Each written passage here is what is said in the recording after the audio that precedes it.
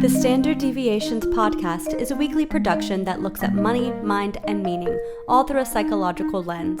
Each week, psychologist and New York Times bestselling author Dr. Daniel Crosby interviews a fascinating new guest, experts in everything from finance to literature to wellness. Support for Standard Deviations comes from the Guardian Network. You know the old saying, a penny saved is a penny earned? How many pennies would you earn if you skipped your next venti iced mocha half-calf latte, or that burger that needed 5 napkins? Over a lifetime, they add up. Like putting a kid through college add up. Find out where your priorities lie by playing the Cash Stash Dash at livingconfidently.com/play.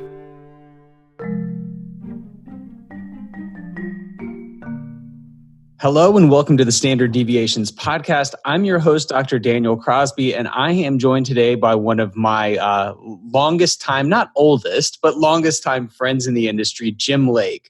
So Jim is a financial services veteran who is filled with more passion about the industry today than he was when he started. His enthusiasm about the industry and knowledge has made him a well-known and sought-after speaker at conferences. I can personally vouch that he's a fantastic speaker. He's done well over 1,000 engagements of all sorts. He speaks about holistic planning, what matters to small business owners, and how to build and capitalize on a unique value proposition. He is also an avid practitioner of Brazilian Jiu-Jitsu, a martial art that promotes the sense of endurance and peace of mind. He lives outside of Philly with his wife and 2 sons. Welcome to the show. Good morning, Daniel. It is morning. It's a Monday morning, and usually I would say let's not do a podcast at 8:00 on Monday morning. But you are so full of enthusiasm that I think we're going to make it fantastic nonetheless.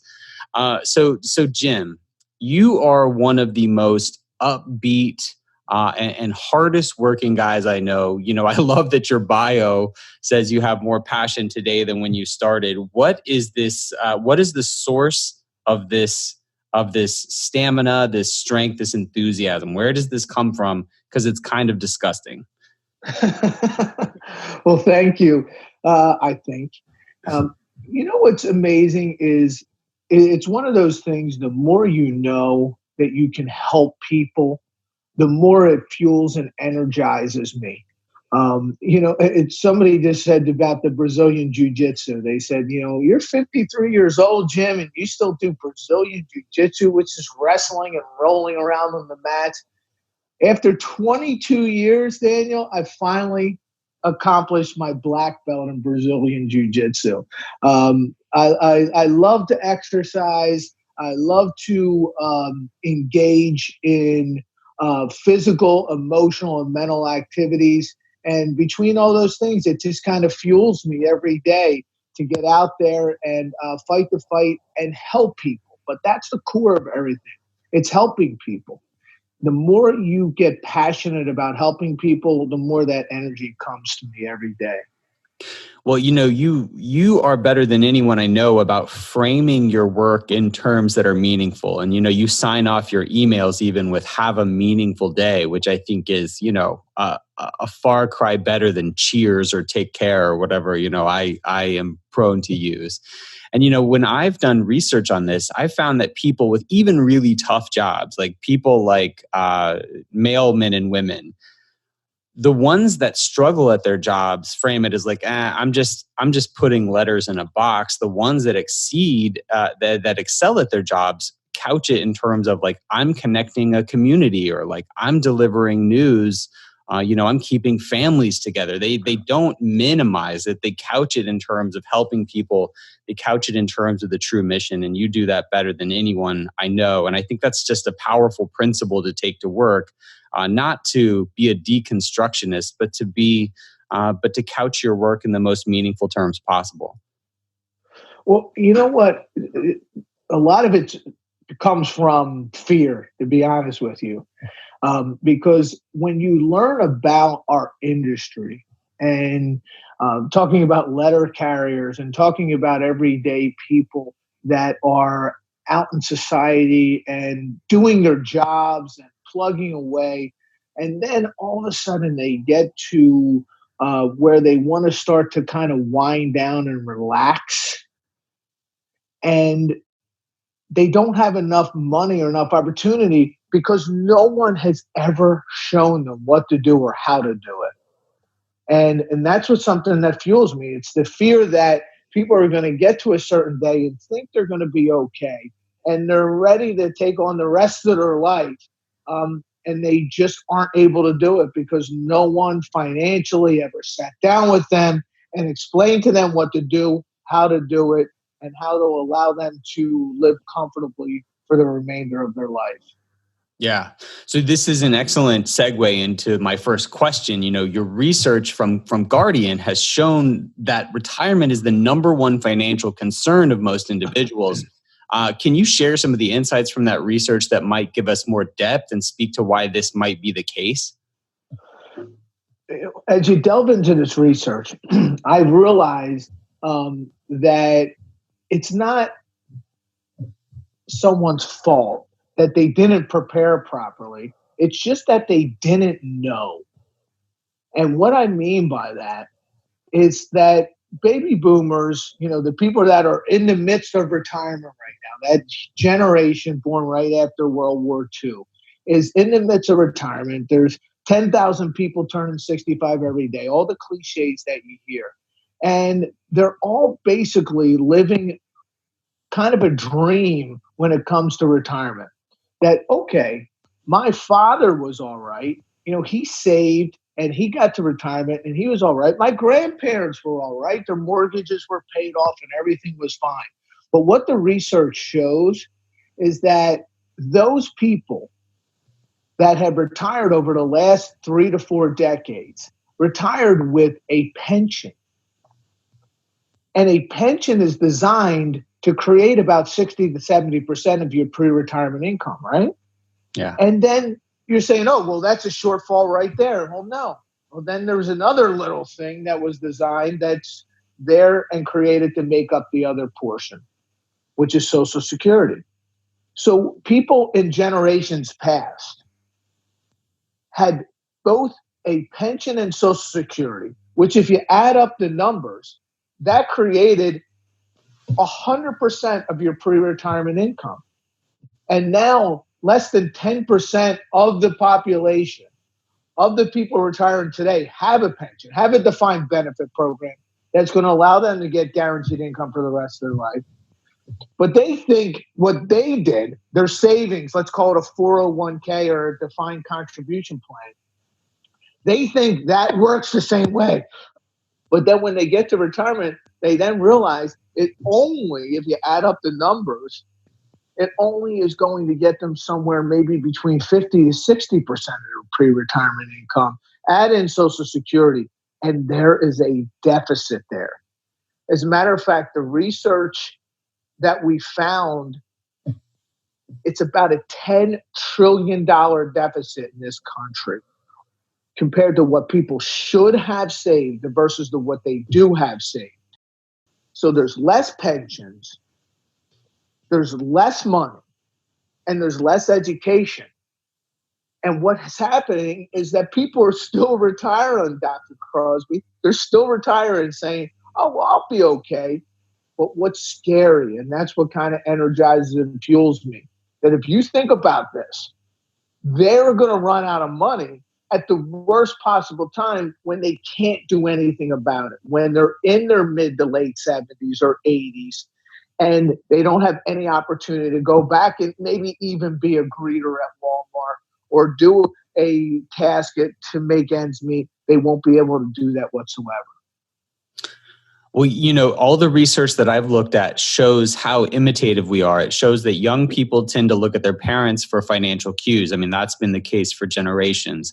And, you know, the whole world shifted not too many decades ago.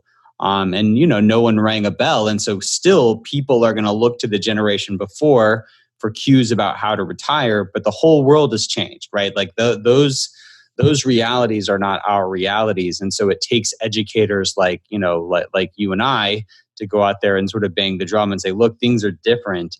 You know, things have changed and you have to get on board with this new environment.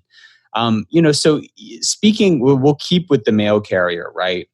One of the things that I have, and well, maybe they're a bad example because they probably have a pension, but think about someone with sort of a lower middle class income, someone with an average income or slightly below average income. The Center for Retirement Research at Boston College says that if you start saving for retirement at age 35, you should be setting aside nearly 20% of your income. And yet research from Chris Hogan shows that less than 10% of us are saving at these levels. So I feel like one of the things that I struggle with is, I'm saying, look, set aside money, do this, do that. And some people just really, really don't have any room to squeeze, right? You can't bleed a stone. And it's all fine to say, cut out the lattes or save a little bit more if you have a nice salary. But what do you tell people who really, really are just, right there and just barely getting by? What solace or what advice can we offer someone like that? You know what? I mean, this is an instant gratification society now, and it's getting even worse. But even, I'm 53 years old, and I have to protect myself about it. You probably heard the cliche of pay yourself first, right? And you have to pay yourself first, but you almost have to take a paradigm shift, and you have to create a habit of, think of it as a upside down pyramid. And that bottom base of the pyramid's at the top. And that bottom base of that pyramid, Daniel, says, pay myself first. And then start to get into, as you reverse that pyramid down, then start to get into things like your bills and your savings for, vacation and then your lattes. Your lattes is at the bottom of the upside down pyramid of that. You can do that if you have any money left over. But think about that upside down pyramid as we go along here, because we have to change the philosophy because if you don't save at least 10% of your pre-retirement income along the way, then you are never going to be able to make ends meet at the retirement years, and you're not going to retire. You're not going to be able to get to a point where you can actually stop working 100% fully. So think about it that way. Think about that upside down pyramid and pay yourself first. I have a friend of mine that created this software program that it's called Flow, and it's talking about creating your own cash flow and managing your cash flow. Right? Everybody always talks about saving money and all that, but it's about cash flow.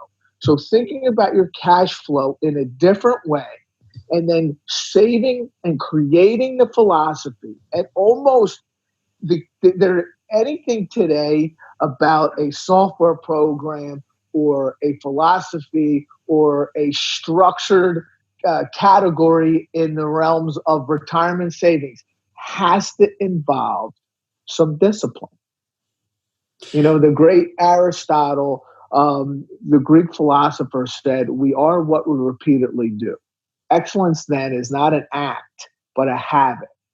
When you were talking earlier about a lot of the things that I personally do about energizing myself, I've created a group of habits that will always help me to fuel myself in mind, soul, and body, but also in my finances, so that I can pay myself first and then create my budget around that to make sure there is a point at some time that I'm going to be able to create what I call the next now.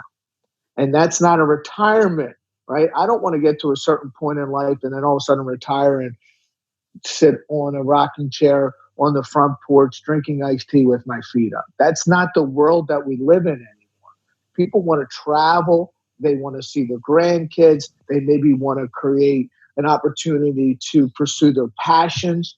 So retirement looks totally different than it ever did.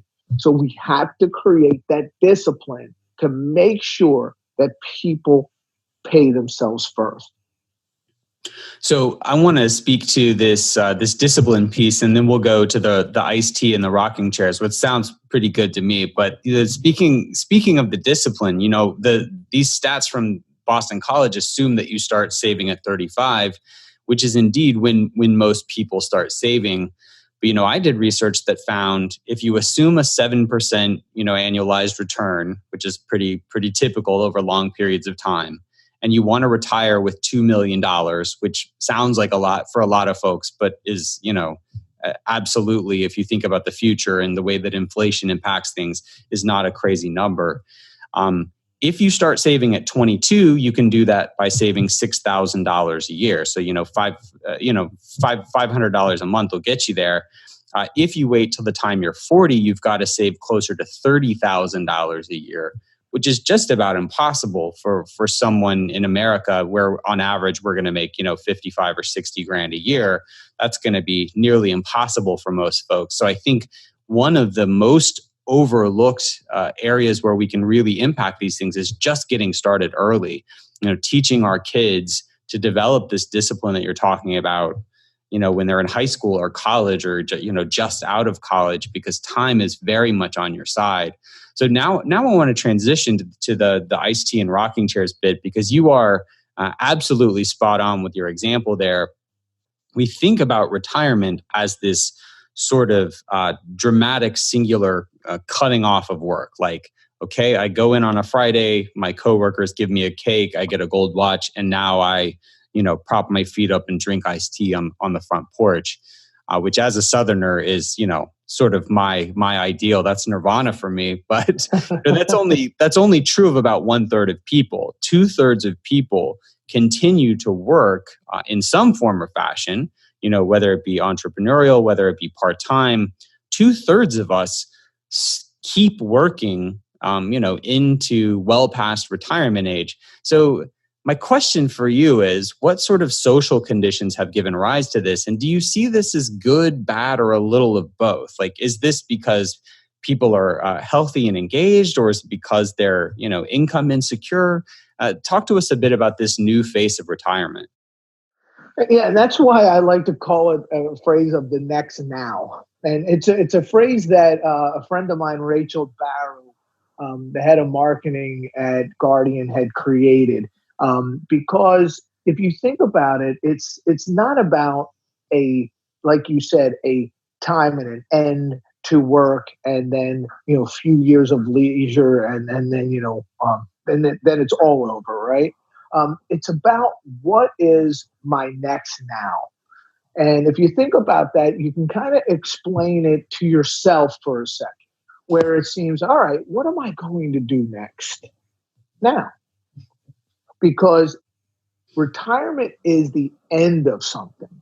It was always something's over, something's finished. But the generation of the baby boomer is thinking about maybe a 25 to 30 year time frame that they have a lot of life left in them. And they have a lot of opportunity to maybe pursue things that they never were able to do in the past. Let's use the letter carrier for an example. The letter carrier her whole life said, this is fine. I'm bringing the news. I'm bringing excitement to my clients or to the public. But then at the same time, I would love to have created something that would provide that information and that news in a different way. So here's what I'm going to do. I'm going to create a new philosophy of transmitting communication to people. And this is what people do. They're thinking of retirement differently. They're saying, okay, now I'm finished this career. I'm going to start a new career. And it could be for the next 30 years. So what I have to do is I have to think about, how am I going to fund that? And then how am I going to structure that? Is it going to make me any money? Is it going to allow me to be fulfilled in a different way? So there are so many different things that as planners and as people that are teaching individuals that it's time to retire or it's time to do something new, we have to really start to create a picture and a vision of that future as opposed to just putting numbers down on paper. A good financial advisor today starts to fill out, what are your dreams? What are your pursuits? What are things you always wanted to do, but you never had the opportunity to do it? And you start to draw a picture as opposed to putting numbers on paper. And that's why the financial planning process is so different today. And it has to be different than it ever was before. Just like a pension and Social Security were numbers on a paper, they were also numbers on a paper that lasted 8 to 10 years. Now, this next now, I kind of look at it as in 3 phases. It's basically your go-go years, maybe your first 10 years in retirement. Then your slow-go years. Then it's your next 10 years. Where the go-go is what you're doing, you're pursuing, you're traveling, you're having fun. The slow-go is you're maybe not as active, but you're still having fun. And then it's the no-go, Daniel, where you maybe don't want to go out anymore, but you then want to kick up your feet and enjoy the iced tea. But the whole time, you're doing things on your terms. And that's what we have to start to create, that mindset with those individuals, that it's going to be a longer period of time than they expected, a longer period of times than generations past. And they're going to be able to pursue these things, but they're going to have to create a vision. And then that division, then once we back into all that, then we'll be able to determine how we need to pay for it. Maybe, as you said, maybe it is a full-time job. Maybe it's creating my own consulting business. Maybe it is creating my own little company. Maybe it's creating a bed and breakfast. Or sometimes it's part-time work where I was for the last 30 years, but I'm only going to do 10 or 15 hours a week. Or maybe it's just supplemental income, and then I can do those other things and pursue those things. But we have to think about it as basically drawing a picture and creating a vision of our future before we even think about how we're going to fund it. Well, you do a great job here of highlighting the financial professional's job, which goes far beyond just the numbers, right? Because again, things have qualitatively shifted. Many people are living 30 years in retirement. When my middle child was born, he's now 5. I remember when my middle child was born, the nurse telling us that nearly 40% of his age cohort, would live to be 100 years old or greater. I mean, that's just incredible to think about how long you would have if you quit working when you're 65. I mean, you could have another 40 years. And so, what are you going to do with those 40 years? How will you financially prepare for them? How will you psychologically prepare for them, though? And I think this new reality makes this hard break from work less and less practical, both from a financial and a psychological perspective. And keeping in mind, too, when we look at the research on happiness, there's sort of 5 pillars of happiness, 5 things that make you happy. Most people emphasize, the one dimension of happiness that's like fun stuff, the iced tea in the rocking chair, the sitting by a beach. That's good. That's good stuff. But that's only, 20% of the equation. 2/5 of the equation are engagement, which is like deep, meaningful work, and advancement, which is getting better, being better today than you were yesterday. So any sort of retirement planning should take into account the need for continuous growth, the need for hard work as part of what is a fundamental part of what makes us happy. And so we really, really have to work hard to dispel these notions of, it's a hard break from work and now you're on the golf course because it's financially and psychologically impractical.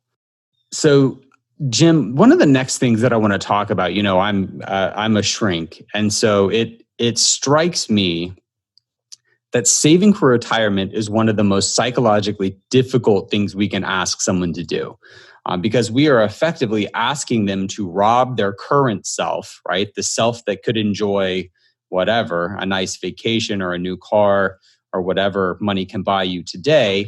And we're asking them to set aside to pay themselves first, as you've talked about, for a rainy day, for a future self that they're not all that acquainted with, candidly. That's not all that real to them. And so what tips or tricks do you have for getting people to overcome this psychological barrier of discounting the future? It's so interesting that you asked that question because it goes right into that vision. I think we have to start out with creating the vision and asking questions that have nothing to do with finances per se. We have to start to create a vision of the future, and that will help us create those disciplines that we talked about earlier. So, when we ask if an individual, what do you look for in the future in regards to your passions, in the regards to your hobbies, in the regards to your habits, in regards to your passions around helping people, in regards to what you talked about, just self-actualization. Abraham Maslow talks about the hierarchy of needs. And the top thing is self-actualization. It's being what you can be. And starting to get people and draw pictures so that they then can figure out that cash flow that we talked about creating that philosophy. One of the things that I talk about is I talk about the pillars of investing. And once I get their passions, their visions, and understand where they're seeing things differently, then I start to talk about some of the disciplines and the pillars of investing. For example, it's non-negotiable when I do a speaking engagement that I talk about 10% of pre-retirement income savings to every person. That's non-negotiable. You have to save at least 10%. Well, I can't, and so on. I got lattes and all that. And I said, well, it's non-negotiable. Let's decide, agree to disagree, or whatever you want to call it, because you have to save 10% of your pre-retirement savings. That's one of the disciplines that we talk about, that I encourage, that I walk away from if that person is not willing to do it. Another thing is that if you work for a company, to do at least up to your match in your 401k. I don't care how old, how young you are, do up to your match. And it's such a simple, practical thing, Daniel, but it is a non-negotiable, at least up to your match. That won't get you the 10% that you need or more, but at least up to my match gives me 100% return on my investment. But then I say, then take the rest of that money, and not necessarily. So here's the thing that's interesting, Daniel. We have to start to think differently, because we can't use the history as our guide in this regard. And that's why things like, if you ever hear the term of, or the philosophy of, buy term insurance and invest the difference. Have you ever heard of that? Sure. Well, that has been something that's been said for a long time. And I like to say, blow up that myth.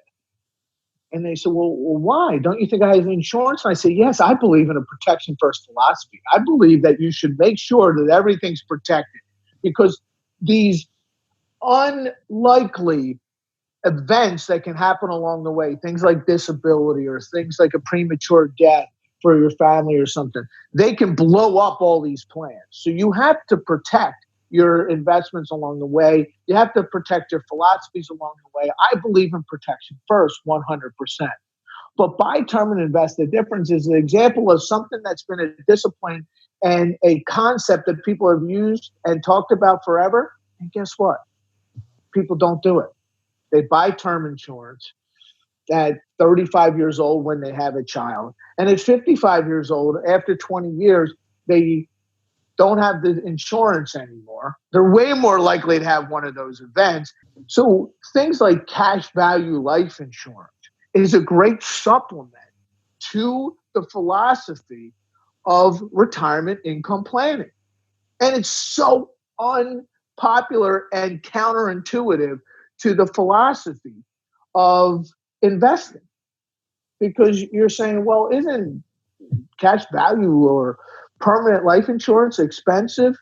Well, what's crazy about it is it provides protection that you need for your family, but it also provides you another supplemental income. So that's where things are. You have to use different ideas and different philosophies than our parents and our grandparents have used because they did not have to experience this horizon of 30 and 40 years like we do today. So a term I want to introduce to the conversation is a psychological term called salience, which is basically the vividness with which you can, imagine something. And so one of the key things we need to do, I'm totally on board with your, keeping the why first. Research shows that advisors who start and end conversations with why their clients are 50% more compliant than those who don't. So I'm absolutely all about keeping that meaning front and center. But in your own life or in the lives of people you've witnessed, what did the best folks do to keep that future self, that next now, vivid? What do they do to keep it salient and keep it real? Because, I'll be 40 next month, right? So I have a long, long time to work. It doesn't seem very real to me sometimes. Like this future self, this 70-year-old Daniel, it doesn't seem very real. It seems very remote. So is there anything you do or you've seen people do to make that more real in their lives or the lives of their clients? I love that phrase, salience, because it is basically creating that vision. And you have to tell stories. I'll tell you a little story. The Nobel laureate, Dr. Robert Merton, wrote a study in the Harvard Business Review talking about people are ill prepared for retirement. He calls it the crisis in retirement planning. He doesn't say the crisis in retirement, Daniel. He says the crisis in retirement planning. And the reason is, let's use intelligent people in intelligent occupations, attorneys, traditional intelligence occupations, engineers, doctors, CPAs. These are very intelligent people. They study. It takes a lot of years in order to accomplish the expertise that they need to get to. And his whole philosophy that he talks about in this study of the crisis and retirement planning is, no matter how intelligent you are, if you don't do this 24/7, then you will not be able to understand and create that salience for the future in retirement income planning.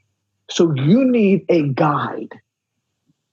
You need somebody that is going to help you create that vision and be able to create that salience and tell you stories in order to make you understand that you have to change what you're doing today and have a paradigm shift. I use an example of Mount Everest, 29,029 feet. It's the highest mountain in the world. It's crazy that people even want to climb it. But it's the old adage of, why did you climb it? Because it was there. It was hard. And the first person to ever summit Mount Everest was Sir Edmund Hillary. He was just old Edmund Hillary before that, Dr. Crosby. But after he did that, he got knighted because it was an incredible feat. 30 years prior to that, a gentleman named George Mallory was known to have summited Mount Everest. But what's crazy, if you think about it, Edmund Hillary got all the glory. And the reason is Mallory never made it back down. They saw him summit, but right when he summited and turned around, something happened. He became disoriented, and he ended up losing his life on Mount Everest. And Edmund Hillary and George Mallory had a big difference on the way they accomplished the feat. Hillary had a Sherpa with him, a guide. So when you actually Google and look up who was the first person to ever summit Mount Everest? It was Edmund Hillary and Tenzing Norgay. And who was Tenzing Norgay? He was his guide, his Sherpa, somebody that's indigenous, somebody that understands the terrain. He lives it, he breathes it, he knows it. It's second nature to him. And that's what Merton talks about in the philosophy of planning, is you need somebody to sit down with you that understands this world and can give you the salience and the vision that you need in order to project out on paper the disciplines and philosophy, the upside down pyramid, the cash flow, all the things that you're going to do. They need to tell you the stories. I'll give you an example. You used the phrase why. People ask me, what is my why? Well, I tell my story very often because what happens is it allows individuals to see it your way, and then it allows it to sink in to see it their way.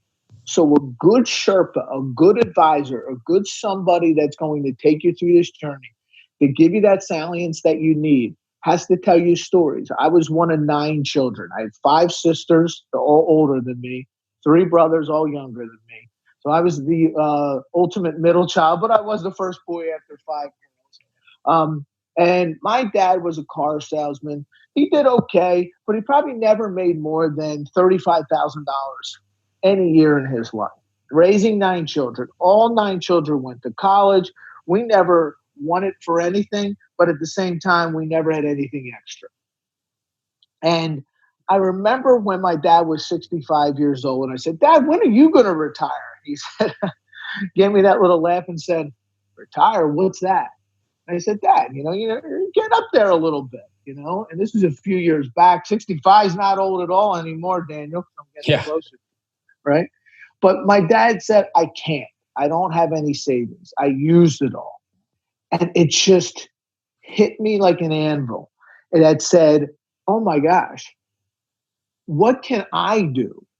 And the family ended up creating a fund to help him retire and bought a house and supplemented his retirement. But that's not going to be the opportunity for people going forward. They need somebody to draw that picture for them, to create that salience and walk and use terms and use language that will help sink in so that they're able to see things differently, and then help them convince themselves that they need to create the disciplines and need to get away from the instant gratification and understand, and maybe not to buy term and invest the difference, but buy something that's going to give me the protection and the savings at the same time, and create a different vision in order to make sure that I will never have to worry about where this income or this cash flow is going to come from the rest of my life. So for my final question, Jim, I want to stick with the Sherpa analogy. My father-in-law is actually preparing to do Everest Base Camp. So he's in his, yeah, very cool, right? He's in his early to mid 60s and is in great shape. Lives out in Utah where he hikes a lot of mountains. Nothing like what he's preparing for though. So he's in the process. Gives us a weekly email that talks about his preparation, and we've been getting introduced to this concept of the Sherpa. And so I have written chapter 2 of my book, The Laws of Wealth. The title of the chapter is "You Can't Do This Alone," and it's about the need, effectively, for the sort of financial Sherpa that you talked about. I'm reading Meyer Statman's book right now, Finance for Normal People, which is very good. And it cites research showing that other people are better predictors of our self-restraint than we are, and vice versa. So, we can see deficits in others that we can't see in ourselves, and it makes us more realistic appraisers of their behavior. So, given this tendency, given this need for a Sherpa, not, to take this analogy way too far, not all Sherpas are created equal, right? Not all Sherpas are equally honest or skilled or capable. If you were to refer a friend to look for a financial professional to partner with, what are some of the signposts that you would have them look for to determine how to distinguish between an honest and a competent and a skilled Sherpa and one who might not have their best interests at heart? I read a study talking about reading, and that's one of the things about energizing and juicing yourself and creating the salience in life of a lot of things, but especially in the financial world. You have to read. You have to kind of dig into the information so that when you do interview the Sherpa, right, and you talk to the people, that you're able to understand whether or not you have to know what you know, right? And you have to also know what you don't know. So I read this study from a psychologist named Amy Cuddy. Have you heard of Amy Cuddy and read any of her work? Yes, I have. So Amy Cuddy, a Harvard psychologist, talked about when you meet somebody, you right away start to analyze whether or not you trust that person. Consciously or subconsciously, Dr. Crosby, that's something you do. So one of the things the second thing that you do before I get into that, so you start to understand and ask yourself, do I trust this individual? The second thing you start to do is you start to say, do they know what they're talking about? So when I talk to financial advisors, a lot of times I say, individuals that need your help and guidance and need a Sherpa to take them along this path to Everest and back down, right? You can't just get to the top of Everest. You need to get back down. As a matter of fact, the people that perish on Everest, a lot of them perish on the way down because they feel like they took their foot off the gas. I got to the top. This is great. And then they forget to go the rest of the way. The people that save for retirement, they get to retirement and say, okay, I'm good. I'm set. Everything's fine. But they need somebody to take them along the way. And they have to trust their instincts and interview somebody as if they were interviewing them for a job. Do I trust this person? Does this person know? Use your instincts. Use referral sources, meaning go out and find successful people that you know in your family, in your neighborhood, in your community, in your church, and say, who are the good people that help you and guide you up into and through the next now, up and through and to and through Everest, taking you up to the peak and then taking you the rest of the way.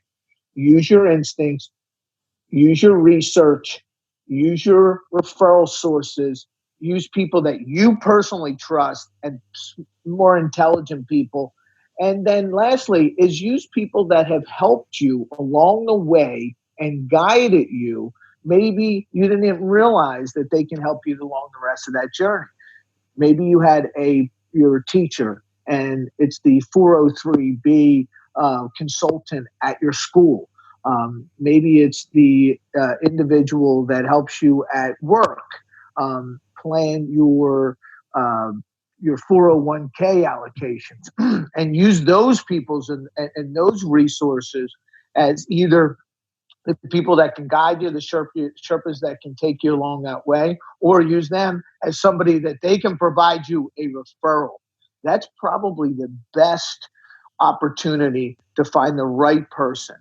But then just to sum it all up and create that salience is use Amy Cuddy's 2 philosophies. The second that you meet that individual, start to ask yourself a question. Can I trust this individual? Because trust is the number one factor on whether or not you're going to feel comfortable that that person has your interest at heart and can take you up and down that mountain. And then start to determine whether they know. But the trust and that initial connection is going to be the key, whether or not they can take you through that journey. Yeah, love it. Look for that trust and competence. Trust is innate, right? Like trust, you'll be able to discern just from having been a member of the human family all these years. We're pretty good at that. The competence piece, I think reading, reading just 2 or 3 personal finance books is one of the best ways to get a sense of that competence.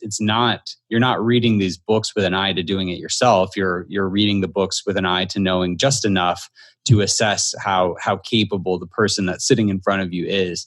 So Jim, as we wrap up here, I wouldn't be a real shrink if I didn't put you through a free association task, which is something that psychologists do. They ask you, give you a phrase and ask you to just say the first thing that comes to your head, the first sentence, the first words that come to your head. So you ready for this? Yes, sir. All right. So the first word is martial arts. Brazilian Jiu-Jitsu. The future of retirement. The next now. And finally, Super Bowl champs 2020. Easy. The Philadelphia Eagles. EAGLES. Man, I spent the summer in Philly, and even not in football season. I can tell you that the love for the Eagles is real, and that we here in Atlanta could learn a thing or two about being loyal sports fans from the Philly fans. So, Jim, this has been a real pleasure. Thank you for sharing your insights this morning, and thank you for bringing that infectious enthusiasm to this conversation. Thank you, Dr. Crosby. Have an outstanding week. See ya.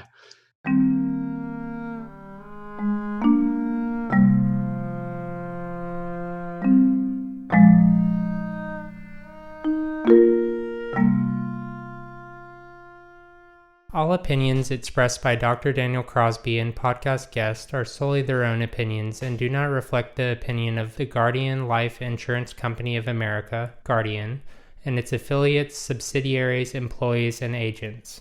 This podcast is for informational purposes only and should not be relied upon as a basis for legal, tax, and investment decisions. The opinions are based upon information participants consider reliable, and Dr. Crosby and Guardian are not responsible for the consequences of any decisions or actions taken because of the information provided.